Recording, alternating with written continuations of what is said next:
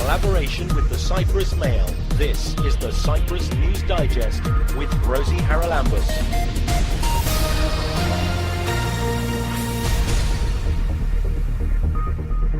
Coming up this week, the naked truth about Aphrodite revealed in an erotic comic book. It is known that every woman from the island had to go to the temple, wait until a man put a coin into her lap and took her away for having sex. That was the duty for Aphrodite.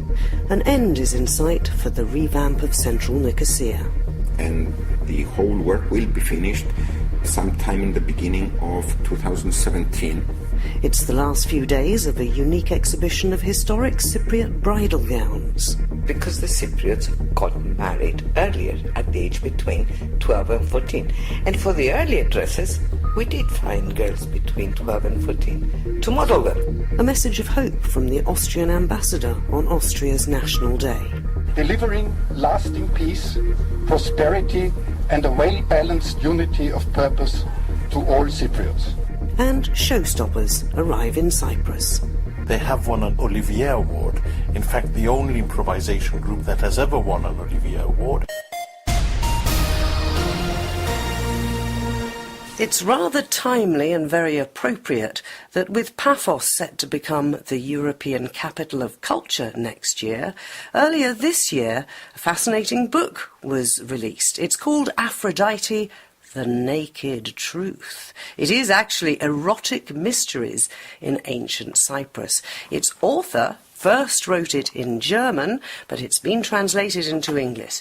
She is Christiane Sternberg, and she joins us now. Christiane, a fascinating book simply because I don't think many people might have thought of turning the myth of Aphrodite into what is a very erotic comic book. It's right. It's a comic book. It's actually the first erotic comic in Cyprus. We asked the people from the comic community here. But when you think about it, you have to talk about the story of Aphrodite in erotic ways.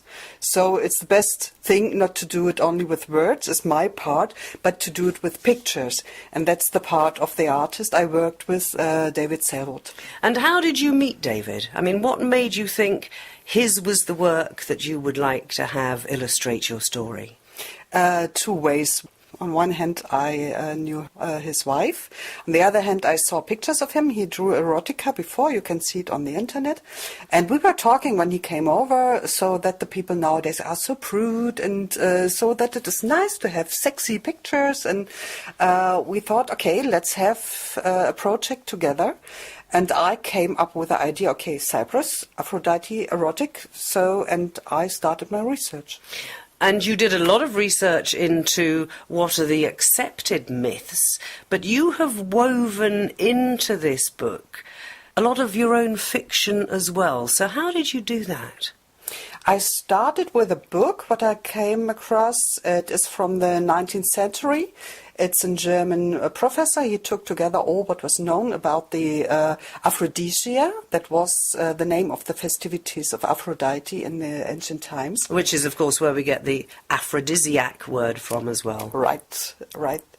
And I took all the information I got, so the facts, it was 3 days in April, 1st to 3rd of April every year, what was done there, what kind of parties they had, what was about the sacrificing part, and about the temple things, and about temple prostitution, of course. And we're talking now about the temple at Kuklia, which is a huge tourist attraction in the west of Cyprus. Yes, the rest of it.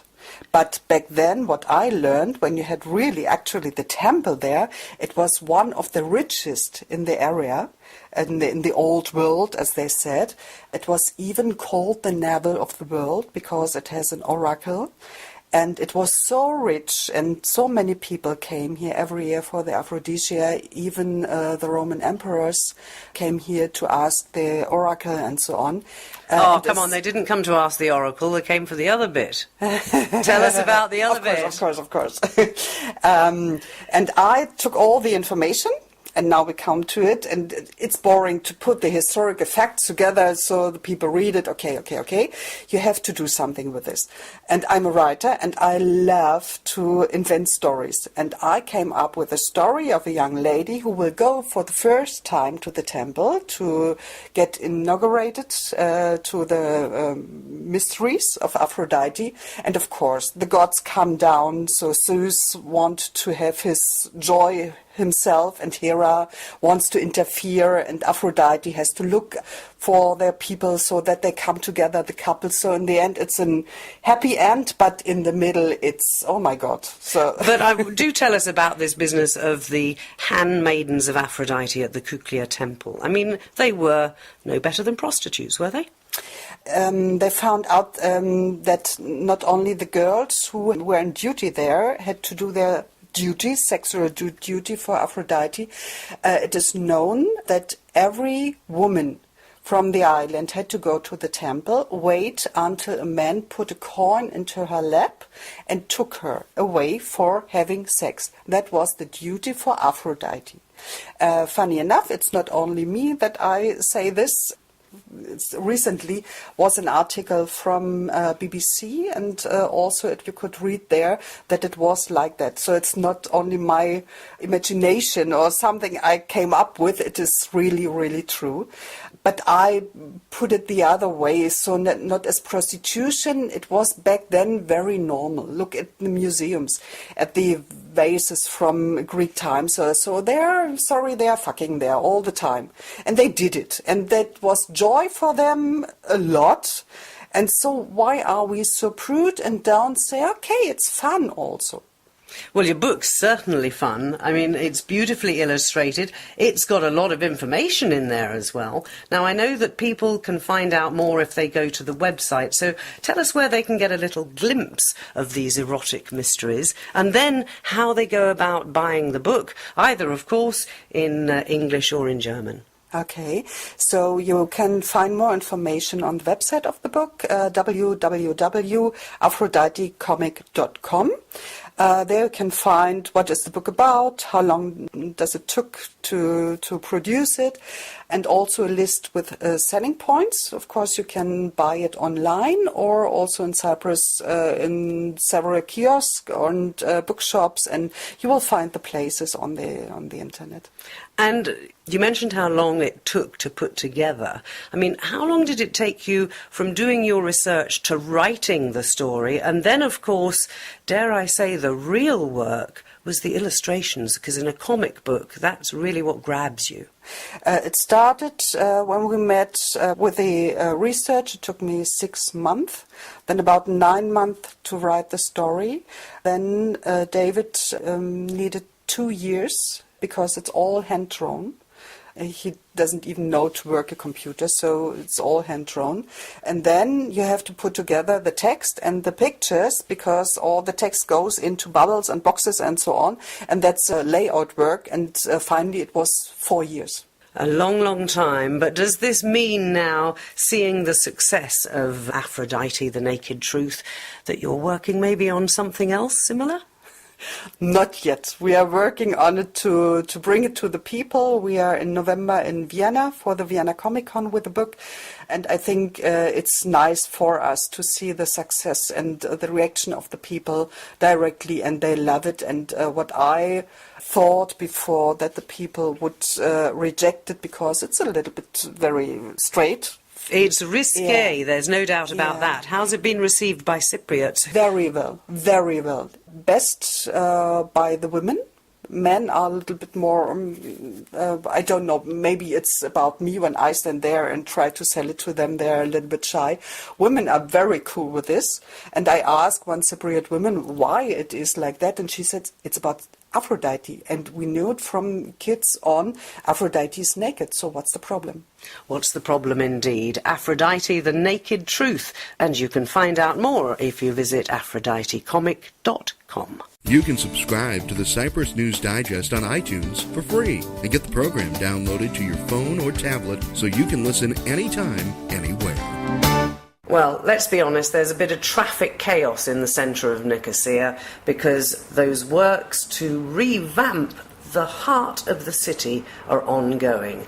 The deadline is looming. There are trees already looking like they're ready to be planted. But how long is this going to take? How much further are we towards our new centre of Nicosia? Nicosia's mayor, Konstantinos Yorkagis, joins us. You have to live, I can hear, as we're at the town hall, with the noise of what's going on. Yes. But this has now moved from down in the moat area to actually Eleftheria Square. It hasn't moved, it's simultaneous. But cars are not able to drive along the top of the wall. They have to actually drive through the centre, in a sense, to get out again.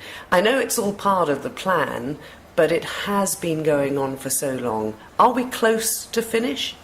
Actually, it has not been going on for so long. I understand what you mean, though. The passage, the bridge, the crossing, has been closed for many years, 7 or 8 years. But I would like to remind everybody that the first couple of years, it was closed for the Antiquities Department to excavate the bastion, the original bastion that was found. And then we proceeded with the first constructor who, due to various issues and due to the economic crisis, we decided that we couldn't proceed with.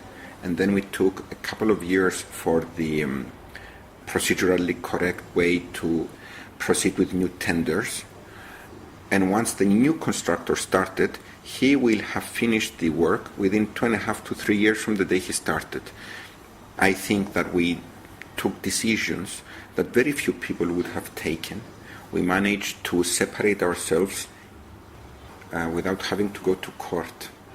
I think we took very important decisions very soon, and decisions that, politically wise, needed some courage.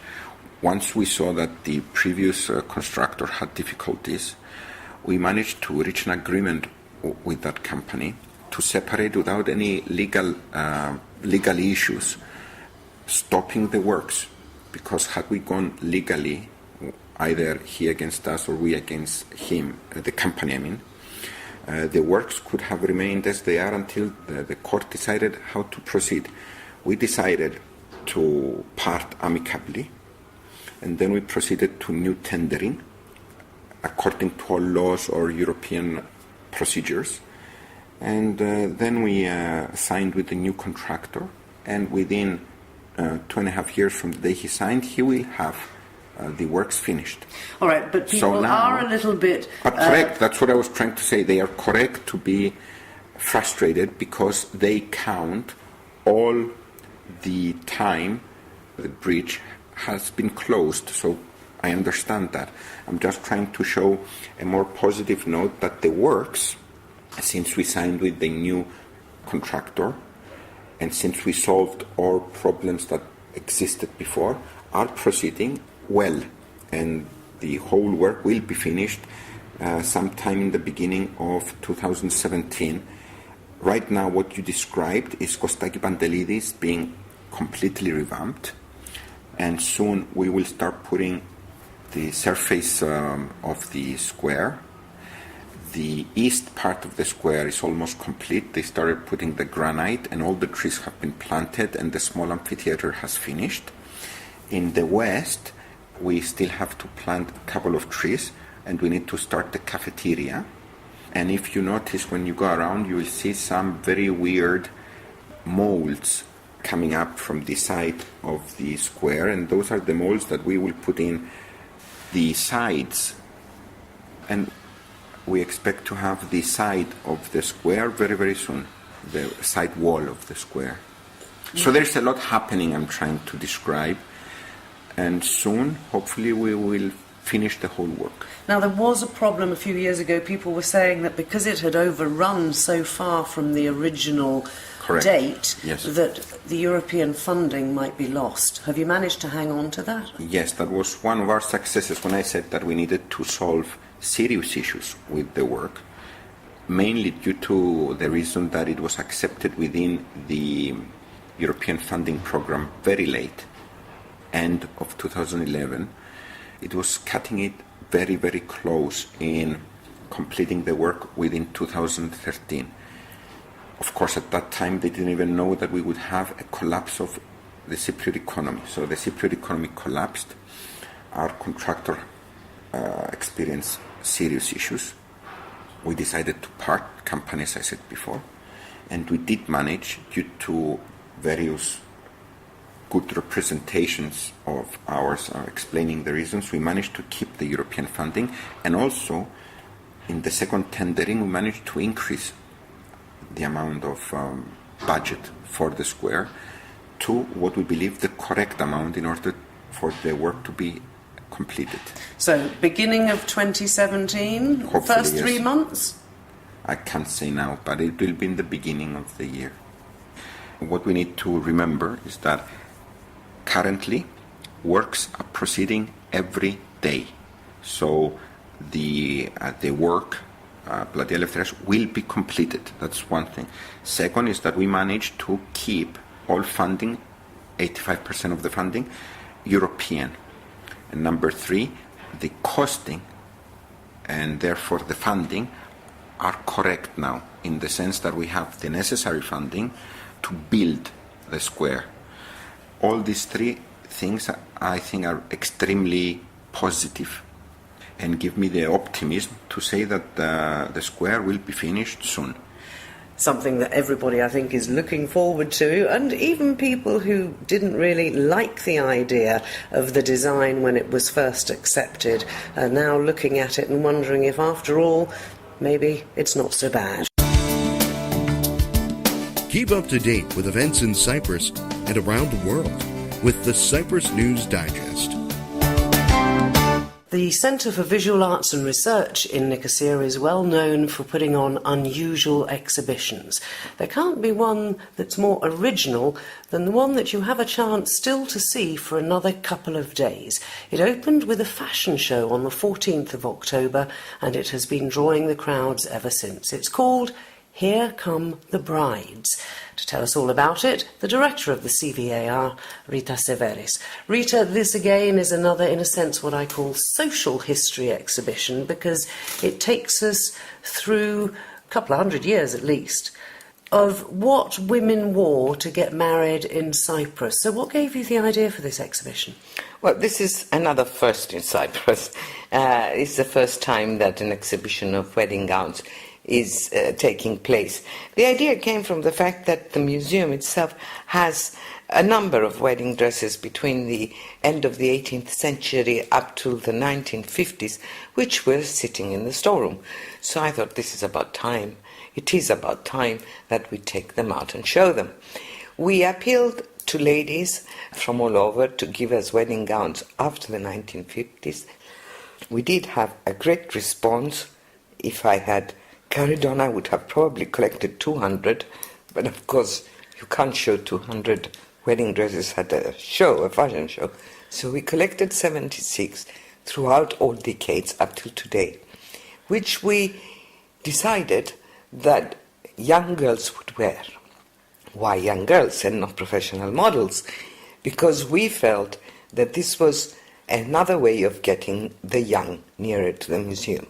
And I know you also had people giving you clothes from the Turkish Cypriot side, and you also had, I think, Turkish Cypriot models. But what interests me is that if we look around the exhibition, it's obvious from the size of some of the dresses that many of the brides were very young anyway. Let's start from the beginning. The event was bicommunal, and it was under the auspices of Mrs. Andrea Anastasiades and Mrs. Meral Akinci. And yes, we had models from schools, both from Turkish Cypriot schools and Greek Cypriot schools, but also from the American Academy, École Franco-Cypriot, the English school, etc. All schools helped out. It was nice because it gave a chance to the young people to get to know each other.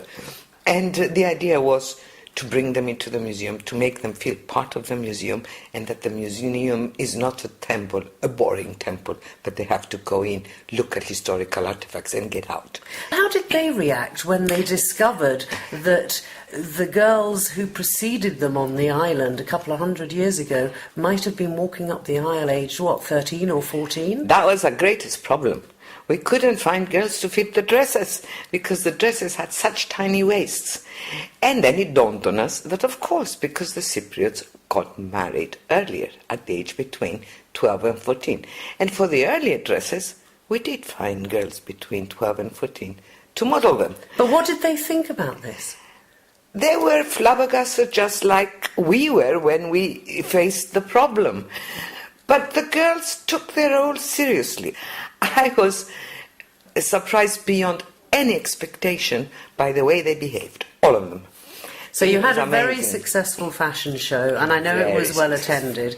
But just walk us through, if you will, as you have just walked me through, the 3 floors of exhibition that you've got, starting on the ground floor with the very oldest dress and costume for the men as well. There was a lot of colour then, and that sort of slowly was phased out. Both communities in the early 19th century wore colour. The Turkish Cypriots wore bindala. Bindala means 1,000 branches, and it's the technique of gold thread being embroidered on velvet in vegetal designs. And this was their best clothes. So they got married in that. The Greek Cypriots wore their Sunday best, and usually it was a red silk skirt and a red scarf, and they got married in that. Slowly, the European fashions came to Cyprus. Now, it all started in 1840 with Queen Victoria when she decided to launch the white colour for wedding dresses, but in Cyprus it came much, much later. Yet, in Cyprus, the gowns were made out of silk because we produced a lot of silk. So you have wonderful silk gowns copying the European fashions and decorated, instead with dentelle, with crochet work, done all by hand. And lace, of course, we were famous for that too. Yes, but handmade, all handmade. At the beginning of the 20th century, we have the first imports from abroad. The urban ladies import their wedding dresses from America or from England, a lot of them from Egypt, and everything turns either ecru, beige, or white. Both communities, Greek and Turkish Cypriot. I did notice that many of the Turkish Cypriot dresses from this sort of era have a lot of embroidery on them, again as if they want to bring a little bit of colour even if the dress itself is either white or beige. Yes, well, don't forget that the embroidery is something special. And of course they will embroider. And the Turkish Cypriots had good embroiderers.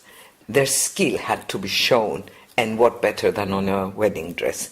And it was much appreciated. The Greek Cypriots as well had a lot of embroidery, and they used paillettes, these lovely pearl stones. And they both walked together in the sense that fashion applies to both of them. You can't tell which is the Greek and which is the Turkish Cypriot, and they go along, always a bit behind the European fashion, of course, until recently, when everybody, both Greek and Turkish Cypriots, go abroad and buy their wedding dresses and buy whatever is the latest fashion. But we must admit that nowadays colour is coming back. And it was funny listening to young girls saying that were walking up and down in the museum looking at the wedding dresses. I heard quite often girls saying, "Oh, I'm going to get married in my jeans," or "My wedding dress is going to be black or pink or blue." Reaction to the white. And I think sooner or later we're going to have colour coming back. The last dress that we show on the collection is a dress that is made out of cotton and silk. And funnily enough, that's how the white wedding dresses started in the 19th century. Cotton and silk. So there it is again. Well, it does seem as if, as in most fashion, things do go around in circles. Let's wait and see whether or not colour comes back to the Cypriot bride. But if you want a chance to catch the exhibition, head down to the CVAR in Ermou Street in Old Nicosia this weekend. It's supposed to close on Sunday, but there is a possibility that it might stay open just a little bit longer. Don't miss it. This is the Cyprus News Digest with Rosie Charalambous. Austria celebrated its National Day on Wednesday, and at a reception given by the ambassador, His Excellency Dr. Karl Müller spoke to the assembled guests. You should know that Austria and the Austrian government want whatever comes out of the current negotiations to be what Cyprus and Cypriots want it to be, delivering lasting peace, prosperity and a well-balanced unity of purpose to all Cypriots. In matters of governance and constitutional arrangements, we feel that the federalism characterizing Austria has altogether worked very well since World War II. Federalism is not the holy grail of organizing a state, nor is it a panacea for every constitutional shortcoming. But if the people governed this way want to make it work, federalism is an excellent tool and way to equitably, justly and fairly involve all and very diverse regions and people within a country in governing, sharing resources and shouldering joint responsibilities. His Excellency Dr. Karl Müller, the Austrian ambassador to Cyprus, speaking at a reception to mark his country's National Day earlier this week. Get in touch with the Cyprus News Digest by emailing cyprusnewsdigest@gmail.com. A group of people who have signed up for a musical improvisation workshop are working hard today, tomorrow and on Sunday prior to the final event of this workshop with the Showstoppers, which is going to be a performance on Sunday at 8 p.m. at the Aphrodite Theatre of Thok in the Lacha area of Nicosia. It's all been put together by my guest on the programme, Dimis Michailidis from the Nudniks, who apparently are an improvisation group in Nicosia. Dimi, thanks for joining us. So tell us first about the Nudniks. The Rosie, Nudniks is an improvisational theatre group that we started 2 years ago. It's open. We meet every Monday for a couple of hours and we improvise theatrically. And, of course, that's one thing, but improvising musically and theatrically is slightly different. So how did you come across the Showstoppers? I met them at the Edinburgh Festival a few years ago. They are, I believe, one of the best musical improvisation groups in the world. They have won an Olivier Award. In fact, the only improvisation group that has ever won an Olivier Award are the Showstoppers. And musical improvisation, you are basically creating not only plot, characters, movement and dialogue, but at the same time you're creating songs because it's a musical. So when you say you're creating songs, people, instead of just saying the improvisation, are singing it, or what? How does it work? It's, think of Mary Poppins, think of My Fair Lady, think of Stomp or Jesus Christ Superstar. It's a musical. OK, but then basically it's theatrical improvisation with people occasionally bursting into song. Yes, that's a good description. And the song is also improvised. That must take some doing. I know that rappers do it all the time, but we're not talking rap music here, are we? No, we're talking music. You need a very strong musical director to guide you and support you in the whole process as well. And is it a cappella, or is there an accompanist? There is an accompanist. Indeed, one of the instructors of this workshop is Duncan Walsh, who is the musical director of this group, the Showstoppers, which is London-based, and he is brilliant in what he does. So does he sit at, a piano and sort of jam with the people on stage? Exactly. That's exactly what he does. He is a keyboard player. Interesting. And what about Pippa? She is one of the people who'll be running the workshop? Pippa is an actor who has done a lot of different types of theatre, including her own one-person show at the Edinburgh Festival, and not only there. She will be teaching. She has a lot of experience in teaching as well as acting on stage and singing. So Duncan and Pippa will be the persons offering the workshop, the persons teaching the workshop, if you like. And of course nobody at this stage knows just what is going to be turning up on the stage on Sunday. Well, it's exactly the beauty of improvisation. The show has never been performed before, and it will never be performed again. And do they do the improvisation on Sunday, or is the workshop for 3 days, in a sense, preparing it? The workshop is teaching improvisation skills. Some of these skills are theatrical, some of them have to do with movement, with dialogue, with deeper things like emotion on stage, and music, of course. But they're not actually rehearsing, in a sense, or seeing which direction the group that gets together, because an improvisation depends entirely, or is entirely, the sum of the parts that happen to be there. There will be a minimal structure to prepare the show. The show will be the students of the workshop, and I think it's up to 18 people can take part. And I should also say that it is organized by THOC, and Nudniks are supporting the event. That is Dimitris Michailidis telling us about the Showstoppers. They recently won an Olivier Award, and they're running that workshop for 3 days, culminating in the big performance at Apothekes THOC in Nicosia on October the 30th. That is Sunday. It'll start at 8 p.m. And I should add that entrance to that final performance will be free.